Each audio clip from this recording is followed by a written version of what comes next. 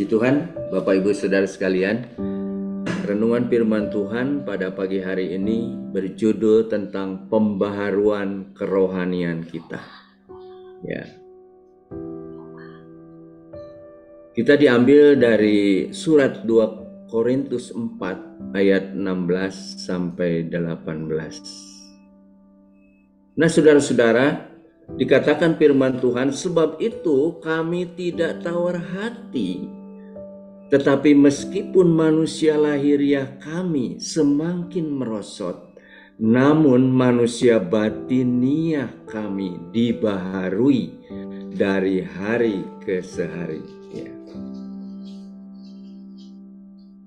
Ayat 17 dan 18. Sebab penderitaan yang ringan yang sekarang ini mengerjakan bagi kami kemuliaan kekal yang melebihi segala-galanya, jauh lebih besar daripada penderitaan kami. Sebab kami tidak memperhatikan yang kelihatan, melainkan yang tidak kelihatan. Karena yang kelihatan adalah sementara, sedangkan yang tidak kelihatan adalah kekal. Nah, saudara-saudara, pertanyaannya, bagaimana kita boleh mengenal sifat batiniah? Ya, sifat batiniah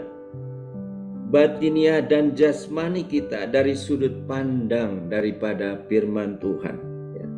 Saudara-saudara, di sini ada manusia lahiriah, yaitu tubuh jasmani, dan ada juga manusia batiniah rohani. Ya. Memang saudara-saudara, jasmani kita ini tidak mewarisi kerajaan surga karena sudah jatuh di dalam dosa. Tetapi ada manusia batiniah, yaitu rohani, ya, yaitu jiwa dan roh kita, yang akan kita menikmati keselamatan bersama dengan Tuhan. Ya. Tubuh jasmani ini akan diubah menjadi tubuh Kristus. Saudara-saudara, manusia jasmani ini bisa dihancurkan oleh karena penyakit, oleh karena berbagai-bagai keadaan, ya, mungkin gempa bumi, banyak orang meninggal, ya. Manusia jasmani ini bisa dihancurkan oleh keadaan apapun, oleh penderitaan dari luar, ya. Oleh karena itu Rasul Paulus dengan rekan-rekan seperjuangannya tidak putus asa, melainkan terus berjuang, ya, bertahan sampai pada akhir hidupnya. Karena Rasul Paulus mengerti keadaan ini, ya. Penderitaan itulah yang mengakibatkan pembaharuan batiniah kita, ya. Justru saudara-saudara, kita mengalami penderitaan, mengalami tekanan-tekanan hidup, intimidasi dari kuasa-kuasa kegelapan. Justru di saat-saat kita menderita itulah kita dibaharui manusia batiniah semakin, ya, kuat di hadapan Tuhan. Oleh karena itu saudara-saudara, hari lepas hari manusia batiniah semakin disempurnakan di dalam proses pembaruan kerohanian kita masing-masing, pribadi lepas pribadi, ya. Ini adalah pekerjaan daripada Roh Kudus di dalam hidup kita. Tetapi penderitaan di dalam dunia ini sifatnya sementara, tidak kekal, ya, dan ukurannya pun ringan dibandingkan dengan kemuliaan yang akan disediakan Tuhan di sorga nanti, yang sifatnya kekal melebihi segala-galanya.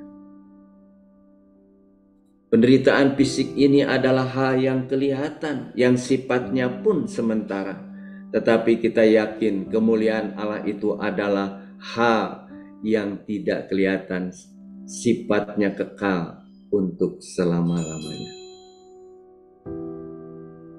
Oleh karena itu saudara-saudara, Rasul Paulus dan rekan-rekannya memilih untuk fokus mengutamakan kemuliaan Allah daripada penderitaan. Demikian juga dengan kita, saudara-saudara, kita harus tetap fokus di dalam menantikan kedatangan Tuhan yang tidak lama lagi. Kita tetap fokus, ya, mengutamakan yaitu hal-hal yang tidak kelihatan. Rasul Paulus berkata, perjalanan hidup kami bukan dengan penglihatan, tetapi dengan iman. Ya, demikian juga saudara dan saya, kita harus tetap memegang teguh keimanan kita kepada Tuhan, sebab kita tahu bahwa kita akan memperoleh kemuliaan yang kekal melebihi daripada segala-galanya. Oleh karena itu pada pagi hari ini ada 3 poin yang saya sampaikan. Yang pertama yaitu manusia lahiriah. Yang kedua adalah sifat manusia lahiriah, sifat manusia batiniah, dan sifatnya pun kekal. Ya, sifatnya tidak berubah tetapi kekal. Puji Tuhan. Ya. Oleh karena itu yang pertama, saudara-saudara, bagaikan bejana tanah liat. Di dalam 2 Korintus 4 ayat 7 dan 9, tetapi harta itu kami punyai dalam bejana tanah liat, supaya nyata bahwa kekuatan yang melimpah-limpah itu berasal dari Allah, bukan dari diri kami. Dalam segala hal kami ditindas, namun tidak terjepit. Kami habis akal, namun tidak putus asa. Kami dianiaya namun tidak ditinggalkan sendirian. Kami dihempas pun namun tidak binasa. Nah, saudara-saudara, kita memiliki di sini adalah harta, yaitu di dalam bejana itu. Memang saudara-saudara, kelemahan, ketidakberdayaan dari bejana tanah liat yang lebih mudah dilihat, ya, di luar. Ya, keadaannya kita manusia ini rapuh, ya. Kita keadaannya kelihatannya lemah, bodoh bagi dunia. Tetapi kita percaya, saudara-saudara, bahwa di dalam diri kita ada harta, ya. Harta yang kekal, yaitu Roh Kudus sendiri. Oleh karena itu, saudara-saudara, jika di dalam bejana tanah liat itu tentu kelihatan di luar itu adalah sungguh-sungguh, ya, hina keadaannya. Tetapi saudara-saudara, Rasul Paulus menegaskan bahwa kekuatan yang melimpah-limpah, ya, yang ketidakberhargaan ini, kita percaya bahwa kita di hadapan Tuhan adalah sangat berharga. Oleh karena itu, saudara-saudara, Rasul Paulus sangat menyadari bahwa ia pernah mengalami keputusasaan di dalam pelayanan, sehingga benar-benar mengalami pertolongan Tuhan dan kekuatan daripada Tuhan. Ya. Saudara-saudara, seperti itulah gambaran diri. Ya. Kemuliaan Allah tidak bisa berjalan beriringan dengan kemuliaan diri kita sendiri. Oleh karena itu, saudara-saudara, kita sebagai anak Tuhan yang sudah dipilih, yang sudah ditentukan oleh Tuhan, bahkan sudah diutus oleh Tuhan. Biarlah semakin hari kita semakin rendah, tetapi biarlah Kristus saja semakin hari semakin ditinggikan. Oleh karena itu, kemuliaan Allah tidak bisa berjalan beriringan dengan memuliakan diri kita. Ya, seringkali saudara-saudara timbul di dalam hati kita setelah kita pelayanan, setelah kita menobatkan orang, timbul ya rasa kebanggaan. Tetapi itu kita belajar bahwa kemuliaan itu hanya pekerjaan daripada Roh Kudus. Tetapi anak-anak Tuhan, Bapak Ibu sekalian, kita semakin hari semakin rendah di hadapan Tuhan. Biarlah Kristus saja semakin ditinggikan. Oleh karena itu, apabila salib Kristus ditinggikan, akan banyak orang datang kepadanya. Puji Tuhan. Nah, saudara-saudara, di sini tubuh yang fana, yaitu di dalam 2 Korintus 4 ayat 11, sebab kami yang masih hidup ini terus-menerus diserahkan kepada maut karena Yesus, supaya juga hidup Yesus menjadi nyata di dalam tubuh kami yang fana. Oleh karena itu, Rasul Paulus menasihati kita supaya kita tidak takut terhadap kematian, karena ada janji Allah yang akan membangkitkan tubuh kita. Oleh karena itu, sifat manusia batinia adalah sifat yang kekal. Apa yang dimaksud dengan manusia batinia? Sebab itu kami tidak tawar hati, sekalipun manusia lahiriah kami semakin hari semakin merosot, namun batinia kami dibaharui dari hari lepas hari. Ya. Oleh karena itu saudara-saudara, di dalam ayat 2 Korintus 4 ayat 16 dikatakan bahwa yaitu yang saya sudah sebutkan, bahwa sebab itu kami tidak tawar hati, sekalipun manusia lahiriah kami semakin hari semakin merosot, namun manusia batinia kami diperbaharui. Nah, saudara-saudara, batinia inilah yang diperbaharui oleh Tuhan dari hari lepas hari. Kita yakin dan percaya, semakin kita setia di dalam doa-doa kita kepada Tuhan, semakin kita setia di dalam ibadah kita kepada Tuhan, maka semakin kuat kerohanian kita, batinia kita di hadapan Tuhan. Sifat manusia batinia di dalam Roma 7 ayat 22, sebab di dalam batinku aku suka akan hukum Allah. Jadi istilah manusia batin merupakan satu aspek rohani seseorang. Manusia batinia ini perlu diubah oleh pembaruan budi kita melalui pekerjaan Roh Kudus yang bekerja di dalam kehidupan kita masing-masing, pribadi lepas pribadi, keluarga lepas keluarga. Kita percaya manusia batinia ini tidak bisa dirusak oleh penderitaan apapun, sebab sudah menjadi tempat kediaman Allah. Oleh karena itu saudara-saudara, merupakan satu esensi di hadapan Tuhan bahwa kita adalah orang-orang yang memiliki penghargaan dari Tuhan. Allah mau tinggal di dalam hidup kita. Oleh karena itu setelah Tuhan Yesus mati, bangkit dan duduk di sebelah kanan Allah Bapa, dan Dia memberikan Roh Kudus-Nya untuk tinggal di dalam setiap hidup kita.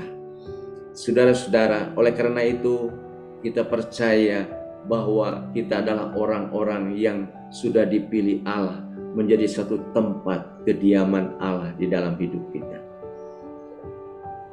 Keadaan di luar kelihatannya Pak Adi itu nggak ada apa-apanya, saudara-saudara, kelihatan kita semua nggak ada apa-apanya, lemah, bodoh, hina. Tetapi ingat saudara-saudara, bahwa kita dipilih oleh Tuhan dan kita dijadikan satu tempat kediaman Allah. Oleh sebab itu tidak bisa satupun yang dapat merusak tubuh kita, sebab kita sudah menjadi milik Allah. Oleh karena itu saudara-saudara, bahwa kita adalah diberi kekuatan di dalam manusia batinia ini hidup dipenuhi dengan buah-buah roh oleh Tuhan. Kasih, sukacita, damai sejahtera, kesabaran, kemurahan, kebaikan, kesetiaan, kelemah lembutan, penguasaan diri. Itulah pemberian daripada Tuhan. Oleh karena itu saudara-saudara, pengalaman saya di dalam mengiring kepada Tuhan, banyak tantangan, banyak kebutuhan, tetapi ingat saudara-saudara, sukacita daripada Allah tidak pernah hilang di dalam kehidupan kita. Saya yakin, Bapak Ibu Saudara sekalian, apapun yang terjadi, kita tetap ada damai, ada sukacita. Karena apa? Karena ada pembaruan rohani yang dikerjakan oleh Roh Kudus sendiri di dalam setiap batin kita. Oleh karena itu ingat saudara-saudara, bahwa manusia batinia ini tidak bisa dirusakkan oleh apapun yang ada di dalam dunia ini. Sebab kita sudah menjadi milik Tuhan dan akan dibawa oleh Tuhan untuk memperoleh hidup yang kekal selama-lamanya. Oleh sebab itu kita tidak usah minder, kita tidak usah patah semangat di dalam menghadapi perjalanan hidup ini.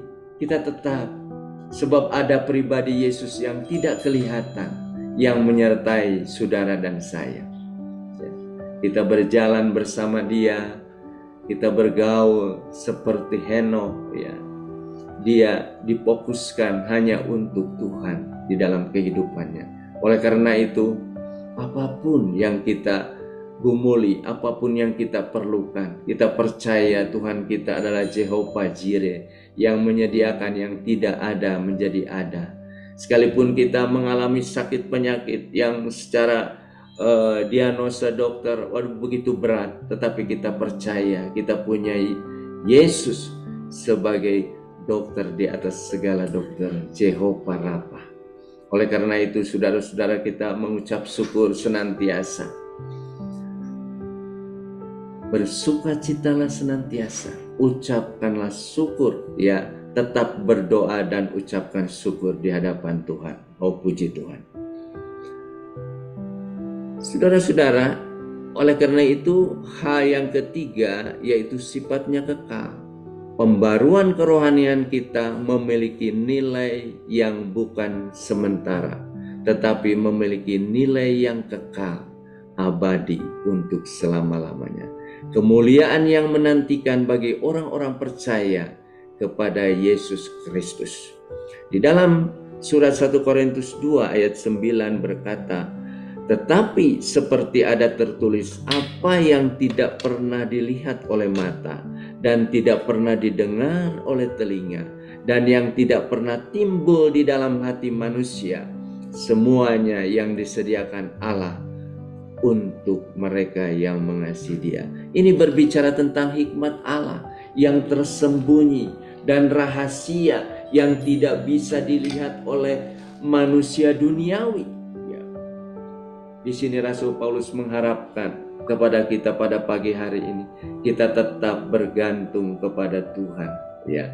Kita tetap percaya kepada Tuhan bahwa apa yang tidak pernah kita lihat dengan mata, apa yang belum pernah kita dengar dengan telinga, bahkan timbul di dalam hati, itu adalah hikmat daripada Allah yang bekerja di dalam kehidupan kita.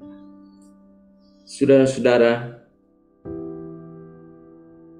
oleh karena itu, jika Tuhan dapat memberikan apa yang tidak pernah dipikirkan oleh Rasul Paulus, tentunya Tuhan juga dapat memberikan kepada kita hal yang tidak pernah kita pikirkan sebelumnya.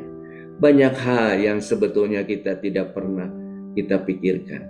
Apa yang kita tidak mengerti, ya sekarang kita percaya di kemudian hari kita akan mengerti bahwa Tuhan yang kita sembah tetap adalah Tuhan yang baik, ya.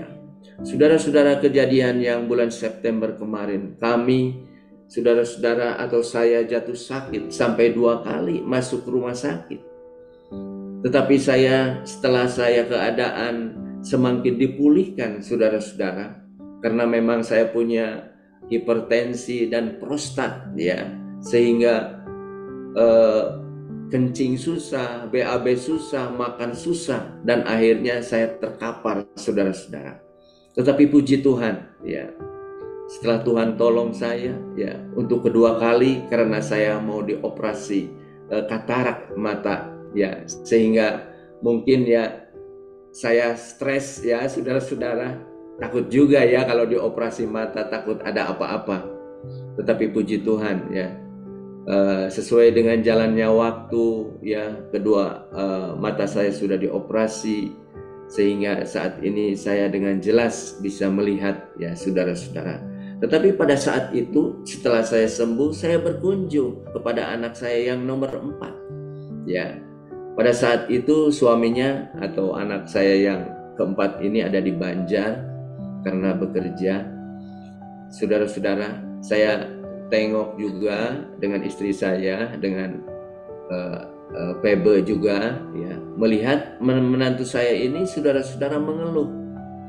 Dia baru mandi, ya, baru saja mandi, radius cuma mungkin 25 meter. Wah, sudah napasnya sudah haheho gitu, saudara-saudara, enggak tahan, ya.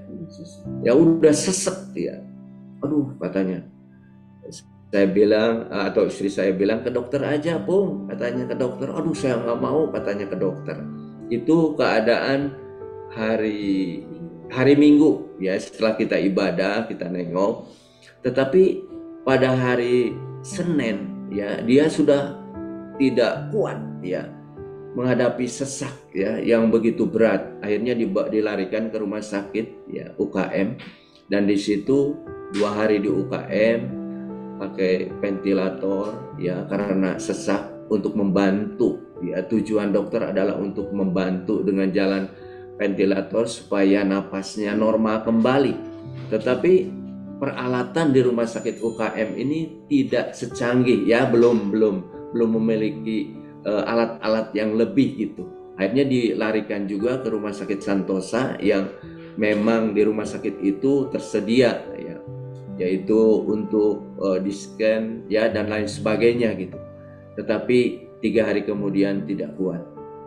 Saudara-saudara, saya di situ berpikir, apa yang saya tidak mengerti sekarang, tapi saya percaya saya mengerti di kemudian hari bahwa Tuhan yang saya sembah adalah Tuhan yang baik ya mungkin ya ada memang rahasia Tuhan kalau umur ya relatif muda saudara-saudara, yaitu 43 tahun, tetapi kami tetap bersyukur bahwa dia sudah bersama dengan Tuhan ya, sekalipun muda ya.